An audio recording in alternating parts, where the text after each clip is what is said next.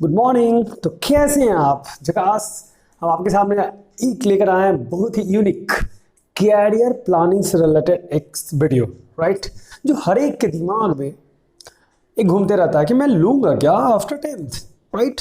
अगर आप भी कंफ्यूज या के बैठल हैं घर पर कि हमको 10वां के बाद क्या करना चाहिए, तो आपके लिए सही वीडियो है।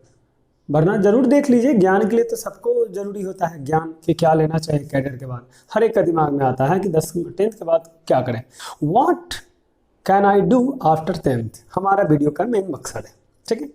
चलिए तो शुरू करते हैं आज की दुनिया में कि 10th के बाद क्या करना चाहिए।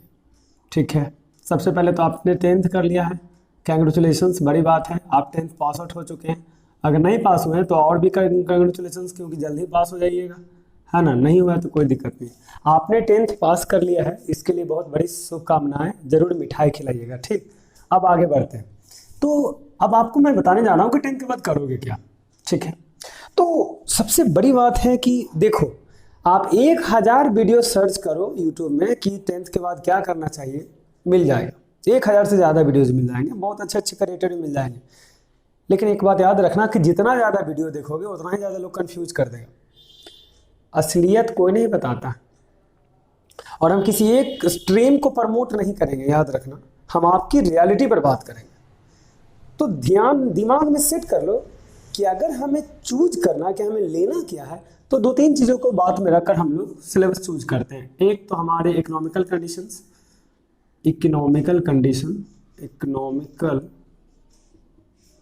कंडीशन, मम्मी पापा के पैसा, ठीक है, एक ए है। नंबर 2 है हमारा इंटरेस्ट, यानी कि हमारा इंटरेस्ट किस सब्जेक्ट में है, इंटरेस्टेड सब्जेक्ट, ये भी देखा जाता है, ठीक है, ठीक है। और तीसरा performance in any particular subject.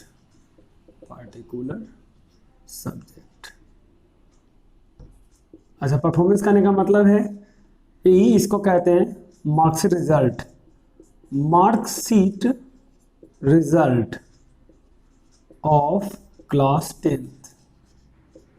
I hope दिमाग में ही रहता होगा सबका।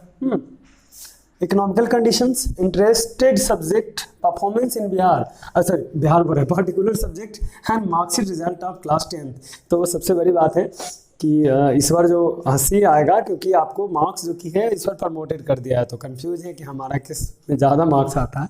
आप एग्जामिनेशन देते हैं तो आपको पता चलता है कि एक्चुअली में हमें लेना क्या है, राइट। चलिए कोई बात नहीं। अगर आपको ऐसे पता नहीं चल रहा है तो आप एनालाइज कीजिए कि हमारा सबसे बेटर सब्जेक्ट क्या होगा। इतना तो हर एक स्टूडेंट को मालूम रहता है कि हमारा सबसे बेस्ट सब्जेक्ट क्या था, मैथ था कि साइंस था, ठीक है। तो कुछ चीज़ें हैं जो कि हमको ध्यान में रख के करनी रहती है कि वो ज़रूरी है। अगर ये सब चीज़ को अगर ध्यान में रखोगे तो कोई दिक्कत नहीं होगा, आपको आने वाले से वक्त में कोई प्रॉब्लम भी नहीं होगी। तब अब बात कर लेते हैं कि हमारा कौन कौन से, ये तो हुआ 3 चीज़ें जो थी। हमारे पास पैसे कितने हैं, किस क्षेत्र में जाना तो जरूरी है। दूसरी बात है इंटरेस्टेड सब्जेक्ट, हमारा सब्जेक्ट में इंटरेस्ट कौन है। तीसरा performance of particular subject in particular subject, यानी कि marksheet result of class 10th, वो भी देखता है हर एक बच्चे। तो 90% बच्चे तो ये देखते हैं कि हमारा मार्क्स किस सब्जेक्ट में, उसी अनुसार हम आगे बढ़ेंगे। लेकिन ये नहीं देखता कि हमने चोरी किया था क्या खुद से लिखा था, वो नहीं ध्यान में रहता है, ठीक है। तो ऐसे बच्चे फेल हो जाते हैं, फेलियर कराते हैं। तो कुछ ऐसा पॉइंट अभी जो छूट ना जाए, जिससे फेलियर हो जाए, तो ऐसा गलती मत करना, ठीक है। तो जो रास्ते खोलते हैं वो बड़ा ही झकास है, बड़ा ही ट्रैकुलर रास्ता है। देखिएगा कौन सा है जो कि आपको सबसे पहले तो आपका जो स्ट्रीम है जो पढ़ना रहता है, मेन स्ट्रीम की बात करें, देखो हज़ारों स्ट्रीम है, हम सारे स्ट्रीम को नहीं लेंगे। हमारे यहाँ जो सबसे ज़्यादा जिसकी पढ़ाई अवेलेबल है आपके इन्वायरमेंट्स में और जिससे आप कुछ कर सकते हैं, उन्हीं स्ट्रीम की मैं बात करूँगा। ऐसा नहीं है कि 10वां के बाद हम जो बता रहे हैं सिर्फ उतना ही है, बहुत सारा है। आप इंटरनेट पर सर्च करो, लॉट्स ऑफ स्ट्रीम आपको मिल जाएंगे, ठीक है।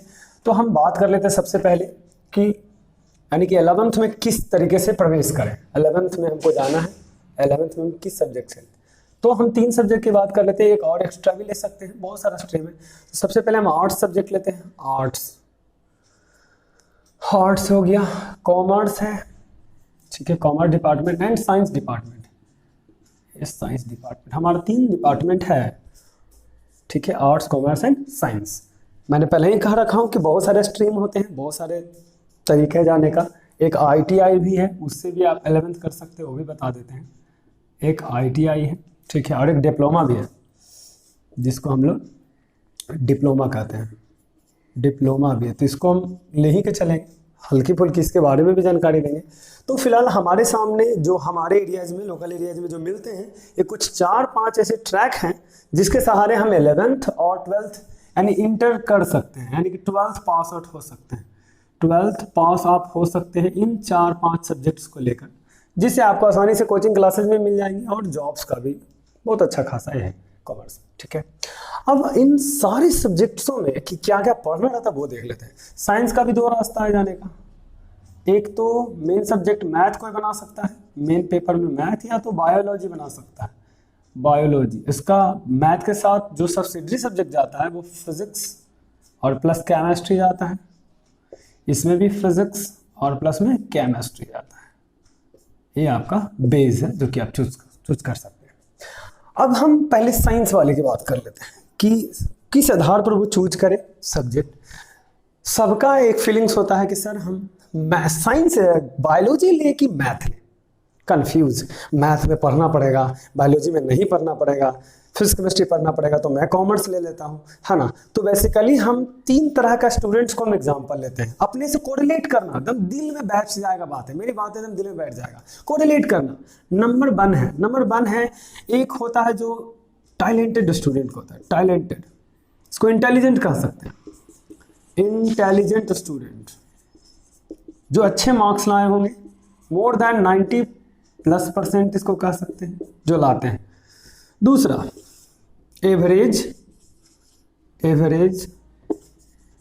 स्टूडेंट ले लेते हैं, जो लेस देन आते हैं, लेस देन 90% जो लेस में आते हैं एवरेज में आते हैं। अच्छा ध्यान देना, हम मार्क्स के अनुसार एवरेज कह रहे हैं, टैलेंट के अनुसार नहीं। कोई ज़रूरी नहीं है कि किसी का इंसान का मार्क्स उसकी पूरी टैलेंट को शो कर दे, नहीं, ऐसा कभी नहीं हो सकता। 70% लाने वाले स्टूडेंट्स भी वैज्ञानिक बन जाते हैं और 95% लाने वाला भी एक ठेला चलाता है। तो याद रखिएगा, ये कभी भी गेस मत कीजिएगा। हम एक मार्क्स के अनुसार डिफाइन कर रहे हैं ताकि वो ले सके। और एक पुअर स्टूडेंट कह सकते हैं, पुअर स्टूडेंट, पुअर मतलब गरीब, पैसा से नहीं मार्क्स से, जिसका लेस देन आया है 60% या 70% से भी कम हो तो पुअर्स में आ जाते हैं, यानी कि मार्क्स के अनुसार है ना। ये पुअर गरीब वो पैसा वाला गरीब नहीं होता है, मतलब मार्क्स वाला गरीब। तो मैंने 3 तरह का कैटेगराइज किया। होता क्या है वो देखिए, मार्क्स कम क्यों आते हैं। तो सबसे पहले तो इसको दिमाग में आता है कि सबसे पहले इस कैटेगरी का स्टूडेंट क्या सोचता है कि भाई हम तो बहुत ज़्यादा हमारा दुख है, तो क्यों ना हम ले लें कॉमर्स या तो आर्ट्स। आर्ट्स तो खैर लेस देन ही लेते हैं, कॉमर्स ज़्यादा CBSE के बच्चे लेते हैं या बिहार बोर्ड के बच्चे सोचते हैं आर्ट्स ले लें, ठीक है। तो देखिए आपका हर एक क्षेत्र का अपना अपना योगदान है और हर एक क्षेत्र में सक्सेस है, बट उस क्षेत्र में जाके हम अगर कुछ ना करें तो वो क्षेत्र बदनाम हो जाता है हमारे चक्कर में। अगर कोई एक आर्ट्स का स्टूडेंट IPS बन जाता है तो ऐसा नहीं कि आर्ट्स की गलती है या उस स्टूडेंट्स का खासियत है, नहीं, आर्ट्स की गलती नहीं है कि वो बन गया, या आर्ट्स इसलिए नहीं कि आर्ट्स इजी इसलिए बन गया, नहीं, वो पढ़ा तो बन गया। जनरली आर्ट्स को लेकर सबके दिमाग में ये रहता है कि यार बहुत ही लिखने वाला सब्जेक्ट है, पढ़ने वाला बहुत ज़्यादा लेंदी हो जाता है। मैं मानता हूँ कि लिखने का है, बट जितना बेटर आर्ट्स है उससे कहीं ज़्यादा बेटर और कोई सब्जेक्ट नहीं है, क्योंकि उसमें आपको पुरानी चीज़ों को समझने को मौका मिलता है, दिमाग खोल सकता है। कॉमर्स वो भी अपना एक एरिया रखता है, साइंस भी रखता है, साइंस का तो बात ही अलग है, ठीक है। तो सबसे पहले तो 3 कैटेगरी के मैंने बच्चे लिए।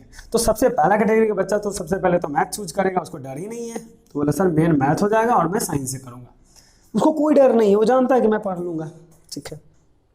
प्रॉब्लम इन दोनों के साथ आती है। एवरेज वाला तो बड़ा कन्फ्यूज आता है सर, एवरेज वाला इतना कन्फ्यूज होगा कि हम मैथ लेके साइंस लें, मैथ लेके बायो लें, मैथ लेके बायो लें, हाँ इतना दिमाग में है कि साइंस लेंगे। अगर आप इसमें कंफ्यूज है इस एरियाज में तो आपके लिए वेलकम है, आप आराम से कंफ्यूजन अपना दूर कर लीजिए। तो सबसे पहले ये सोचो कि आपने जो 10th क्लास में जो पढ़ा तो कितना % समय दिया आपको मैथ को सीखने में। वो एनालाइज करो। क्या आपने ईमानदारी पूर्वक पढ़ा? नहीं पढ़ा। अगर नहीं पढ़ा तो क्या अब आप में ईमानदारी है?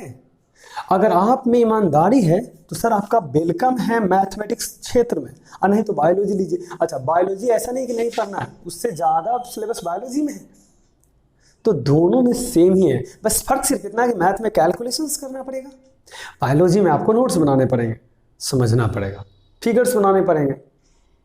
तो आप बोलोगे सर आपकी ओपिनियन क्या है? तो देखो, हम किसी पार्टिकुलर, आप जो देख रहे हैं, हम आपके बगल में बैठ के नहीं है कि हम आपसे पूछ रहे हैं कि आपका प्रॉब्लम क्या है, हम आपको जानते नहीं है, राइट? अगर जानते तो मैं आपको दिलासा दे देता कि आप ये ले लो तो बेटर है, राइट? तो आप बस आज सोचो कि मैंने कितना योगदान 10वीं में दिया था जिससे मेरा मैथ अच्छा हुआ कि नहीं हुआ। अगर उसमें नहीं दे पाया तो हम 11th में दे सकते हैं, अगर दे सकते हो तो बेटर है।